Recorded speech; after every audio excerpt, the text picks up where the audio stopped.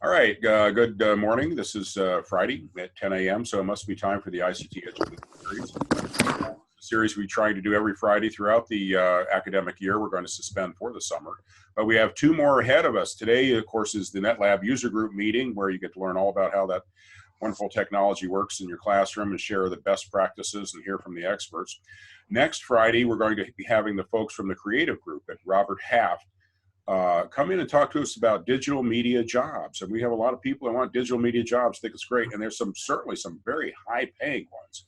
But what do you have to do? What amount of talent, what kind of skill sets are appropriate for that? And, you know, it's usually interesting in some ways and motivating in others. And then sometimes it's kind of scary because you find out you have to learn things like computer science too. But we'll find out from the experts next Friday. And then the Friday after that, 2 weeks from today, we'll have noted futurist Peter Coffey from Salesforce.com come in and give what is typically a kind of a forward-thinking, futuristic viewpoint on technology, but very often the technology he's talking about and sharing is what's readily available right now. We just don't see it. And so it's a wonderful revelation, and we just kind of nicknamed that as get our summer reading list. We probably should tell him we're going to need some books. And that's how we're going to wrap up this year. We'll start again in the fall. We look forward to your suggestions, the kind of webinars like this that make sense. So our intention is to start in September and go every Friday at 10 o'clock, except for holidays and other times. That's just crazy, but we'll go throughout the school year. We build these up, we put them on our website along with the associated material that goes with it to make it easy for you to share with other people.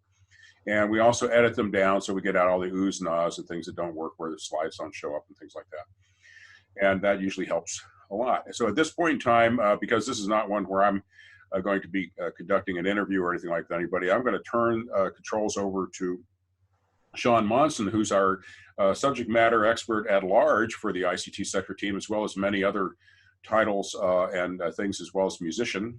He's going to got a gig tonight. And he's going to take us through what he normally does in his network lab user group meeting. So Sean, take it away. Awesome. Thank you, Steve. Would ask everybody to mute yourself. If you can, hit your mute button.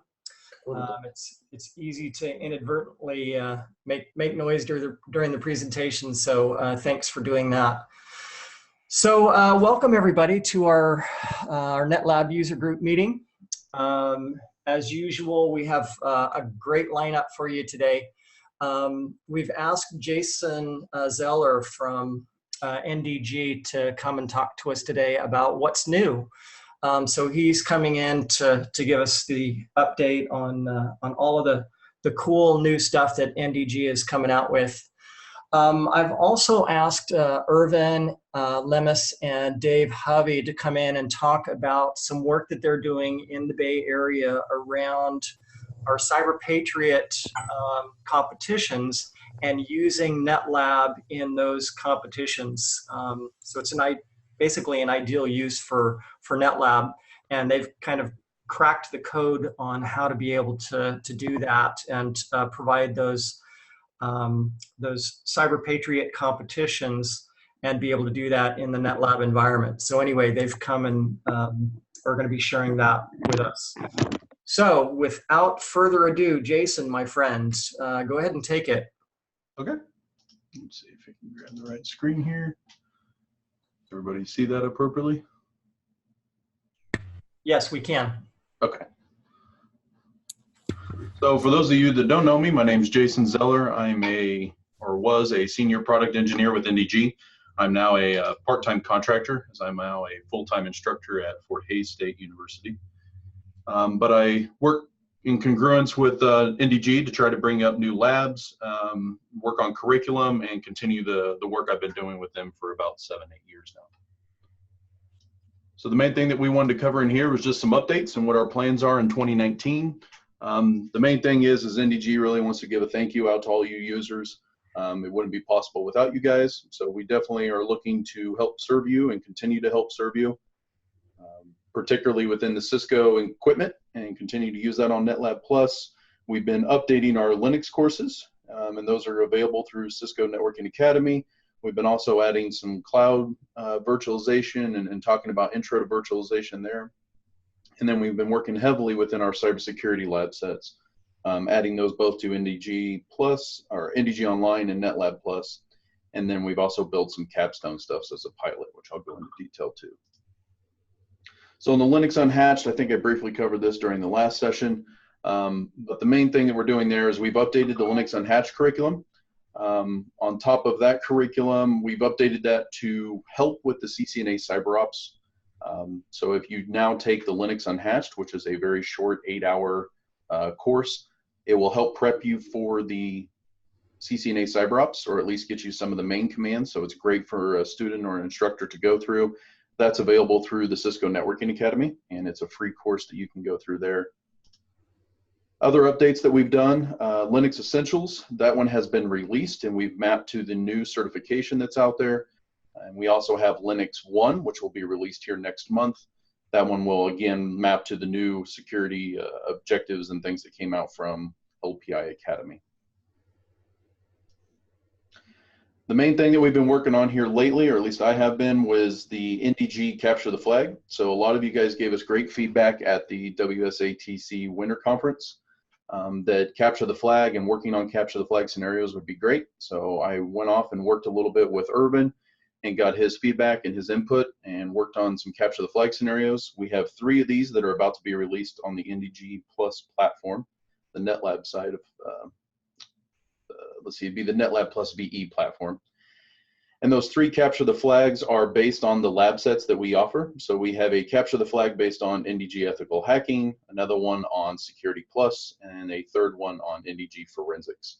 Those all have flags that are distributed throughout the virtual machines that are available on them. These are very lightweight. So you have 1 Kali Linux box, and then you have 1 machine that you're attacking. You'll work your way through there. There's available hints, and students can work their way through. We have a CTFD platform, so if you actually go out to the links that I have here, again, this will all be in the documentation of that, but you will have a Capture the Flag scenario, such as you see here. Students can go in, they register on our global platform, and on the global platform, they can go ahead and work through the challenges and see if they can gain all the points and all the flags along the way.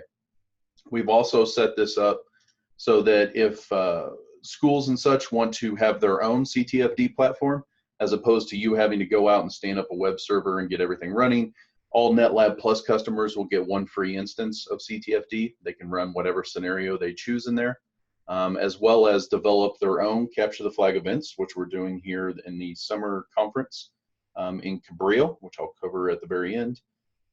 And we're working on getting more of those lab sets available to you as a whole. So these first 3 are going to get released. We'll work with beta schools to test them. We've had a lot of people test through some of these already.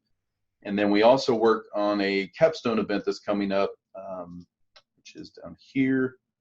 If I can find the right slide, this one here. So I worked with Urban this summer, and we did the Skills USA 2018 competition, or 2019, whichever one it was. Was it 2018 or 2019, Urban? 2019. 2019, okay. So it happened in 2019.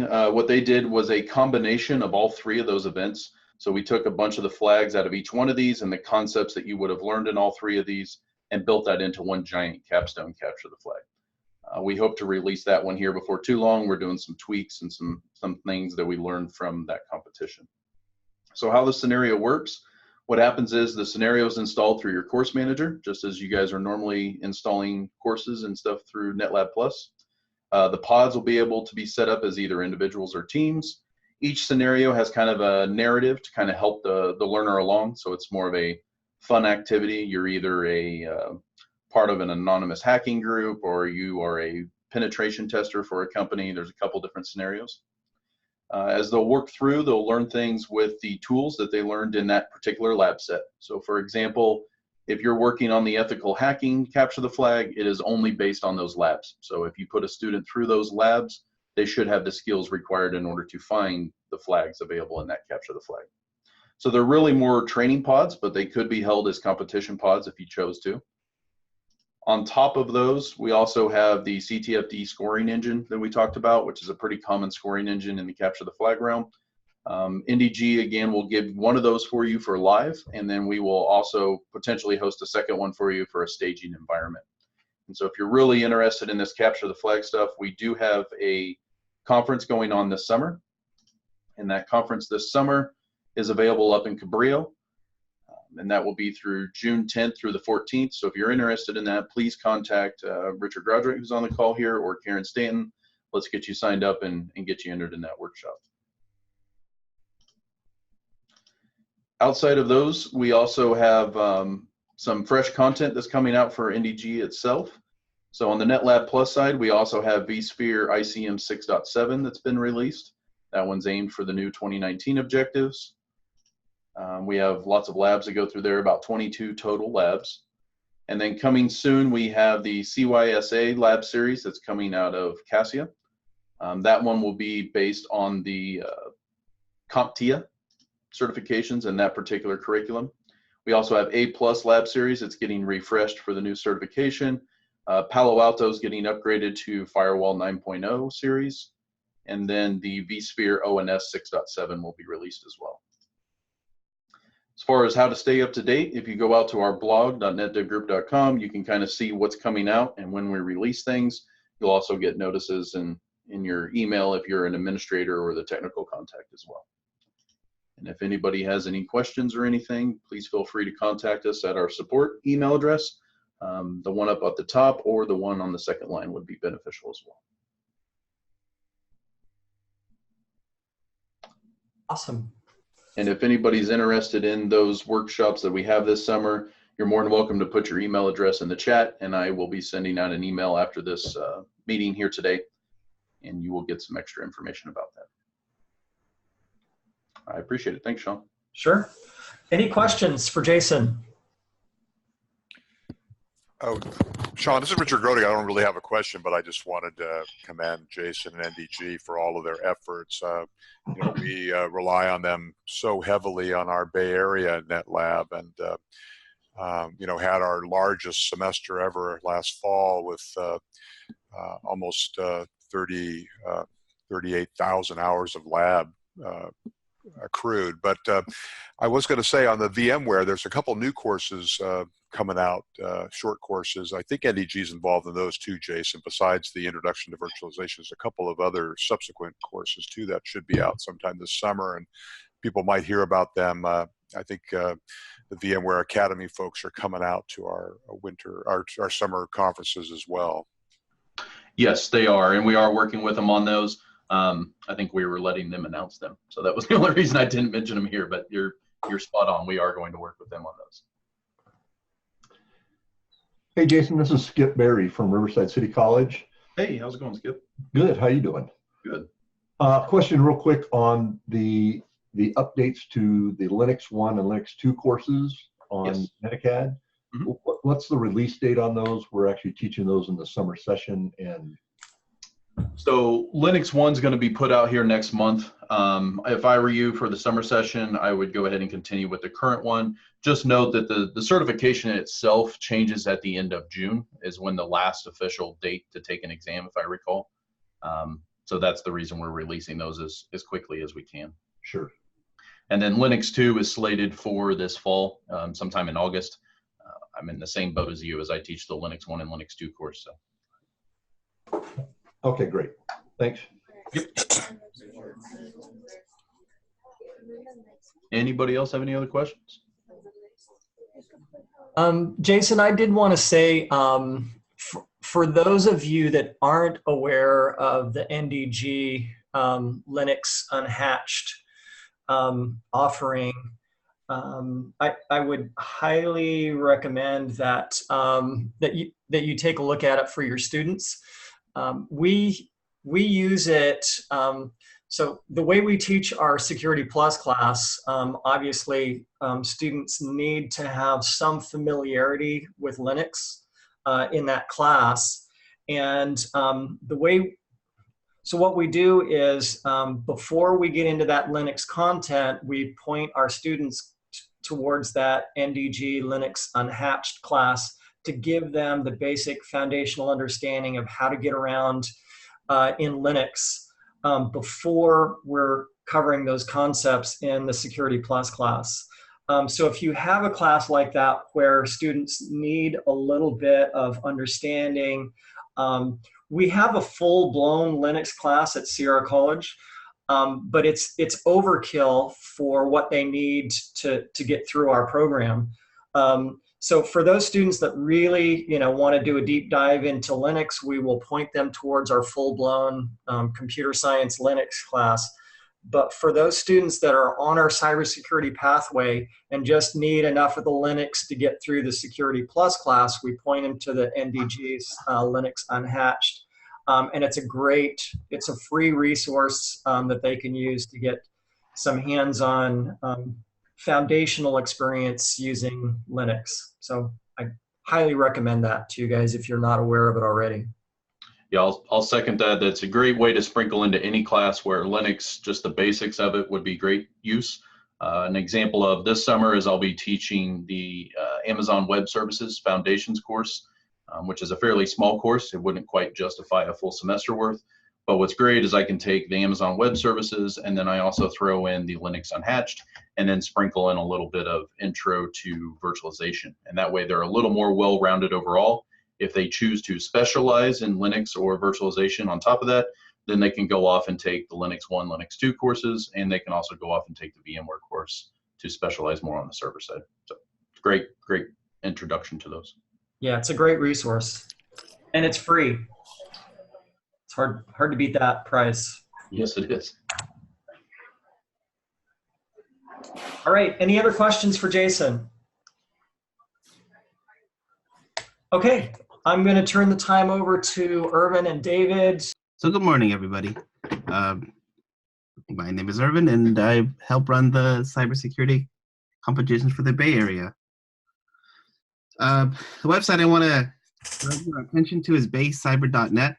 The two big ways that we use NETLAB in this program is we give accounts to our middle school and high schools who are participating in our program. We give them accounts to NETLAB so that they can practice and prepare for just, I have a small list of competitions here, but it's really more like 14 or 15 contests, not including Skills USA, which I should have put in that list. We provide them that platform, all the course material that's already provided for them to go through and get their hands-on learning. We've noticed that really helps the middle school and high schools understand what they're dealing with when they have a guide and they have an environment that they don't need to set up prior, and just be able to log on anywhere on any device and get to work. For a number of contests, like specifically Cyber Patriot, who requires students to have the proper machines and all of that, that's not necessarily feasible. IT departments that I have talked and worked with have pointed out that they work hard to set up their systems in a certain way, that where everything's hardened, everything's locked down. And this competition essentially is asking them to blow a hole in all of that just to let them play a game. And to their credit, I mean, we are basically creating a hole by allowing students to get administrative rights to run virtual machines. And the IT department doesn't know what's in these virtual machines, so they don't know if this is a liability to them or not. So once again, NETLAB comes to the rescue, where we take the images that the Air Force sends, and with David's help, he turns them around, puts them on NETLAB so that a school who has that kind of problem or just doesn't have the technology, like let's say they have Chromebooks, they can still jump into NETLAB and still participate in the contests. That's one big aspect and one big resource that we give to our students. The other is we create our own. For example, the Bay Area Regionals was completely hosted on NETLAB for our Capture the Flag. This competition had two parts. It had an on-site and online. We did an entire Capture the Flag where there's a hidden web server somewhere on the network, and the students had to dig through to find it. It wasn't as easy as it sounds, but everything was hosted on NETLAB, so the competing teams didn't have to set up anything prior. They just had to go online, go to NETLAB, log in, and there's the reservation with their pod, and they work through the game to solve.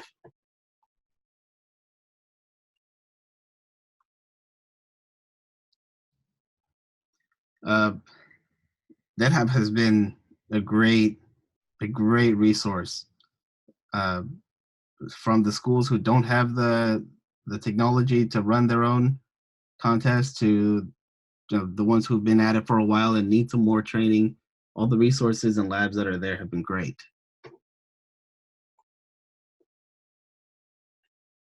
I would like to take a quick moment to talk about summer camps, if that's okay.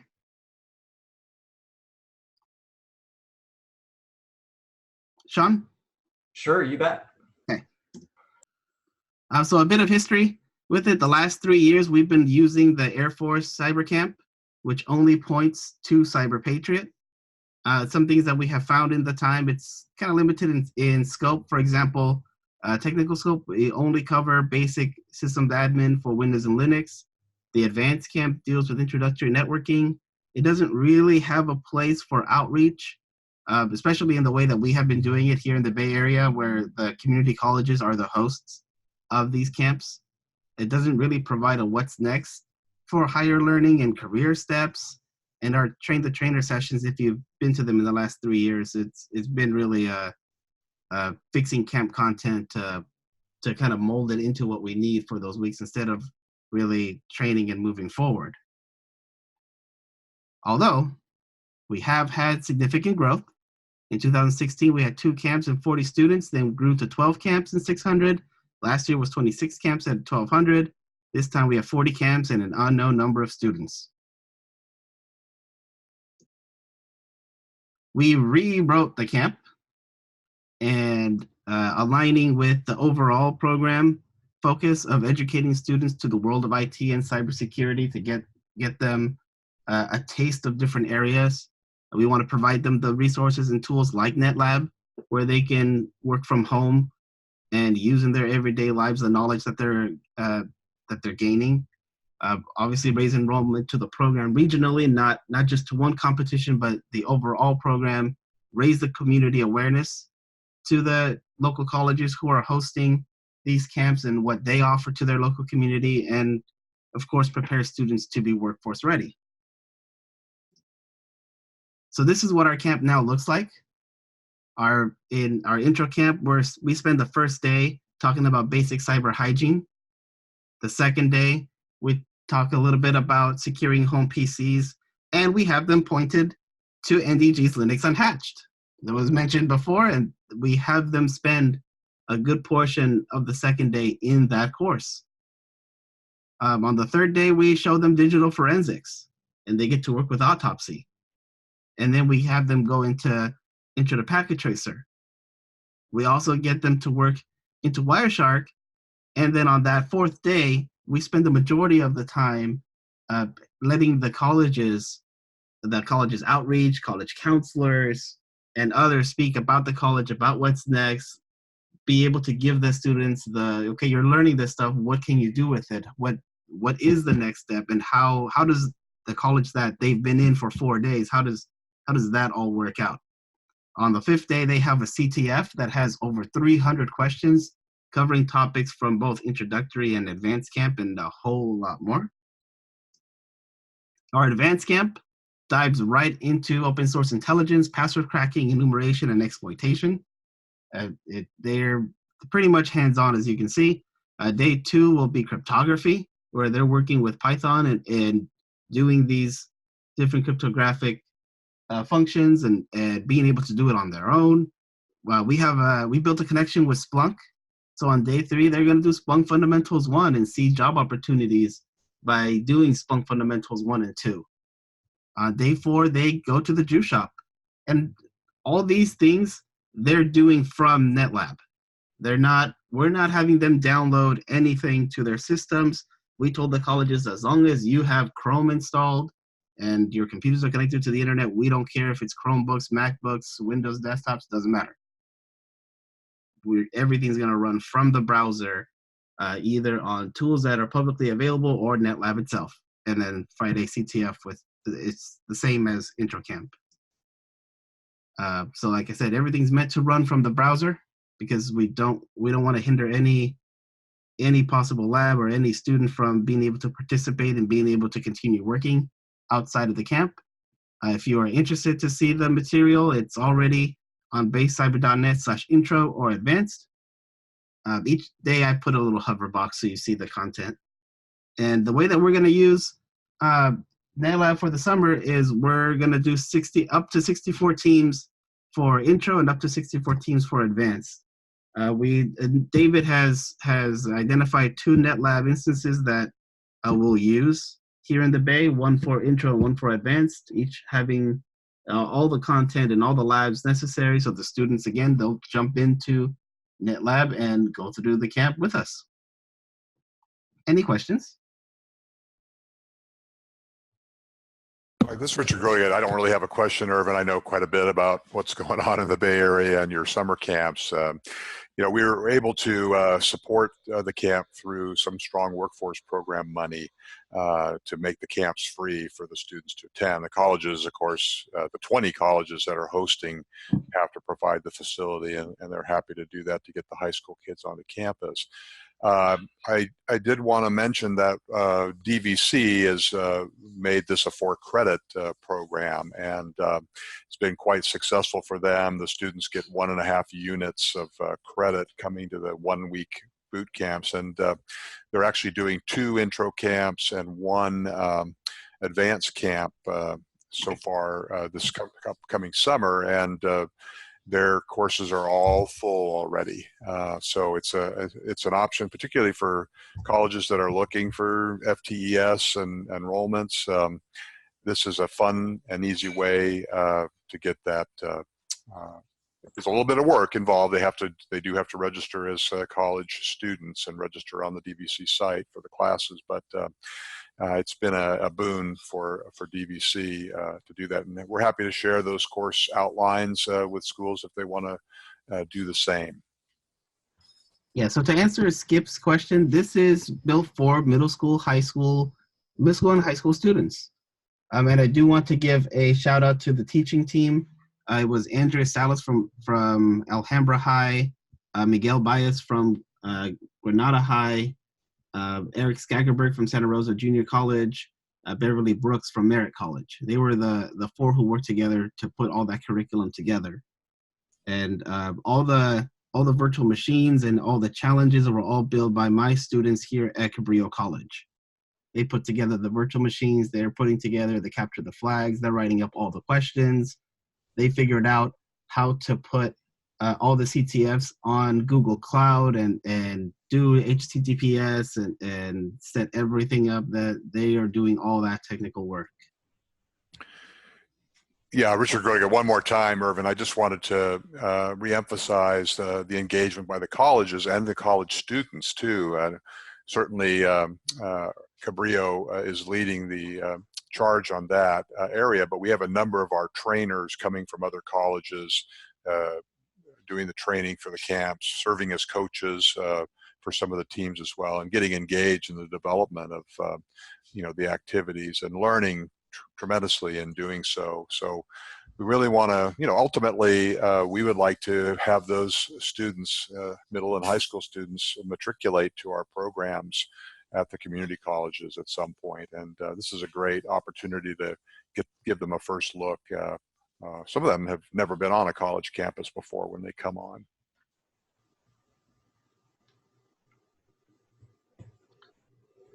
Brian, I believe there is no fee for the camps where they're getting. Yeah, I don't believe there's a fee in any of our campuses actually. Yeah, for the 4-credit courses, the high school students they do not have to pay the $46 a unit fee. They get that for free. There is I think a small fee that they do have to pay. I think it might be $5. I can find out just for I think maybe the health services or something while they're on campus. This is Skip.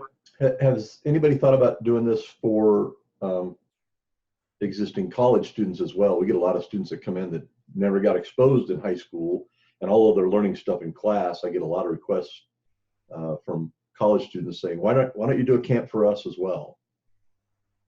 This material can very much be used for community. I mean, it was built by community college students, so they had a whole lot of fun working with it. I don't see how this would not fit for them. Great. David, was there anything you wanted to add to our discussion?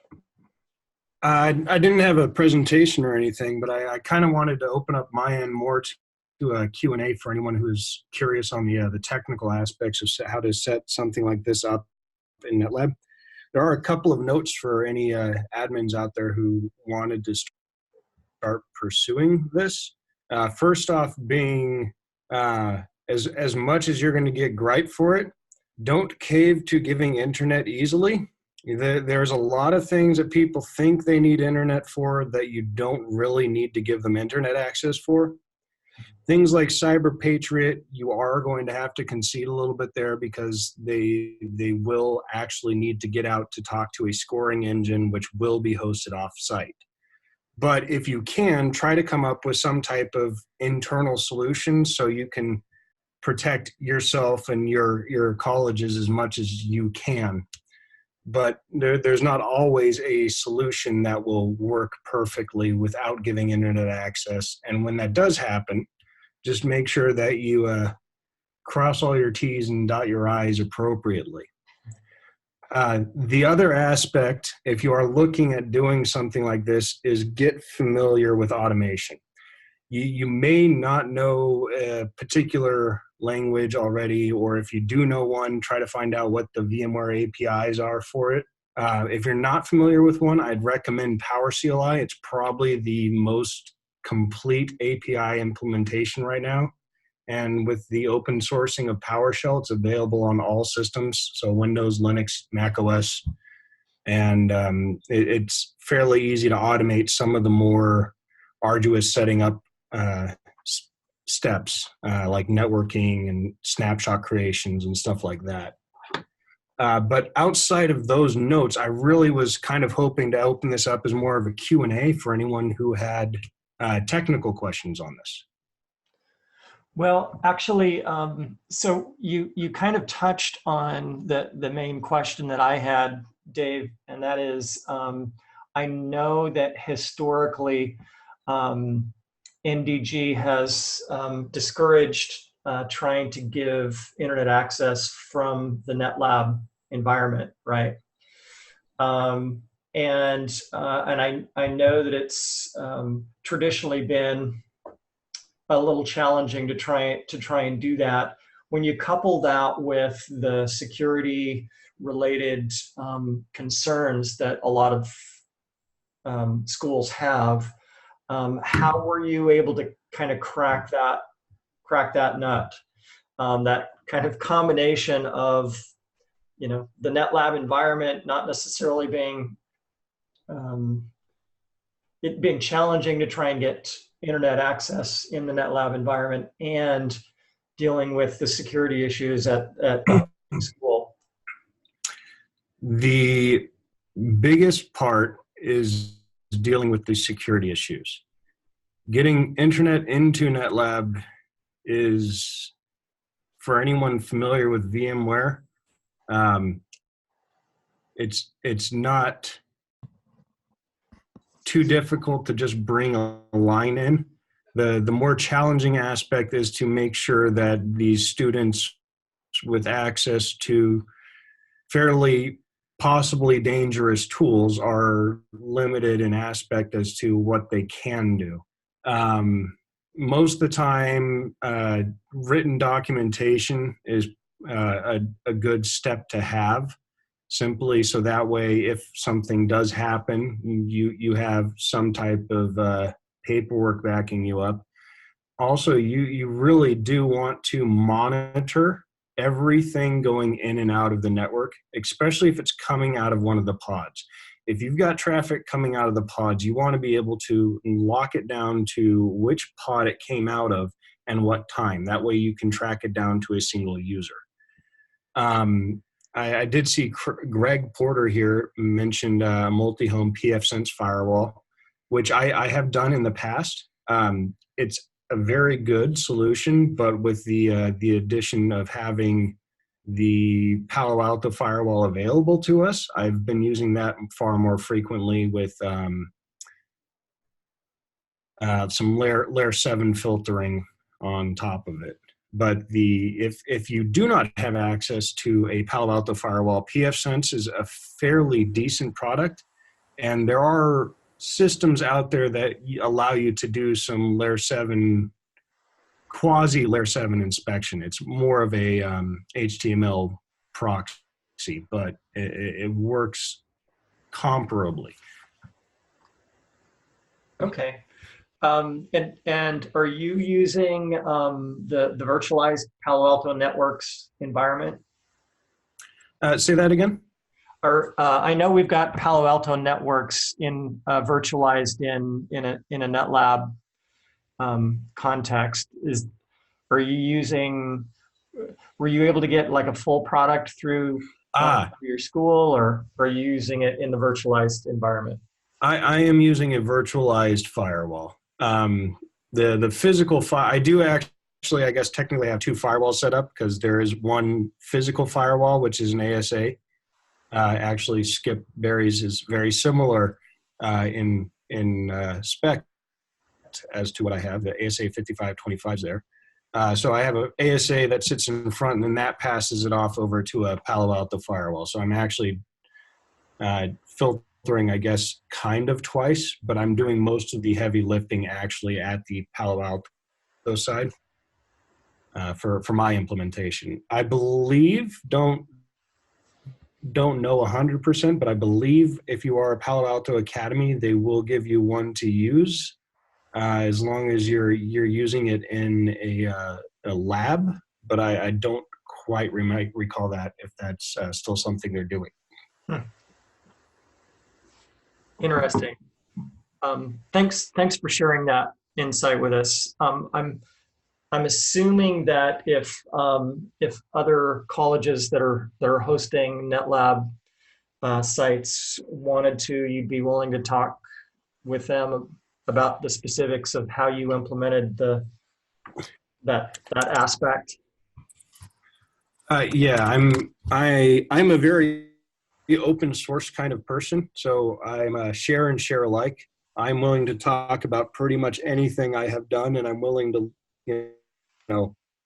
help look at what a solution might work for you, just simply because I think we work better when we have everyone working towards a goal. I'm going to go ahead and put my email in chat for anyone who actually wants to send me a direct email if you come up with a question later, or you have a grand idea and you want to see if technically if I could come up with something that might help.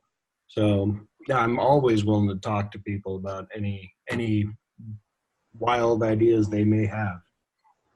It's where most of the fun stuff comes from, is from people's wild ideas. Very, very true. Any other questions for David or Irvin, or even Jason for that matter?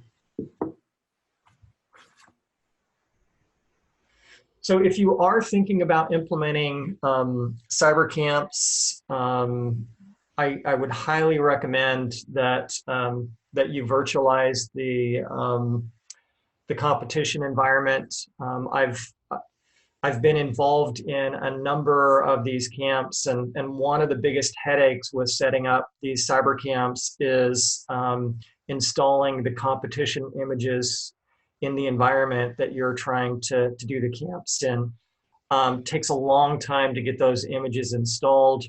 I've run into issues in installation. You have to work with your IT staff to get those images actually installed on the machines that you're using them on at the campus.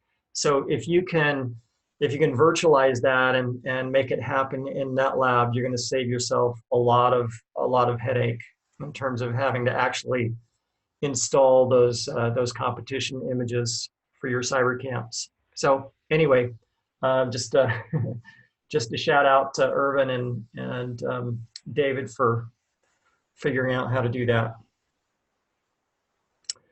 That's it. That's all we have for today. Thanks so much for joining us, you guys. We will see you next time. Steve? Yeah, thanks a lot. I think the sharing that happens on these NetLab user group calls is absolutely essential to our faculty and utilizing this brilliant technology of NetLabs. And so Jason and Irvin and David and Sean, thank you very much for sharing today. And this is recorded, and we'll be keeping it on our website for anyone else to view. If you thought you were particularly spectacular, then let your following know, okay? Thank you very much. Thanks, guys.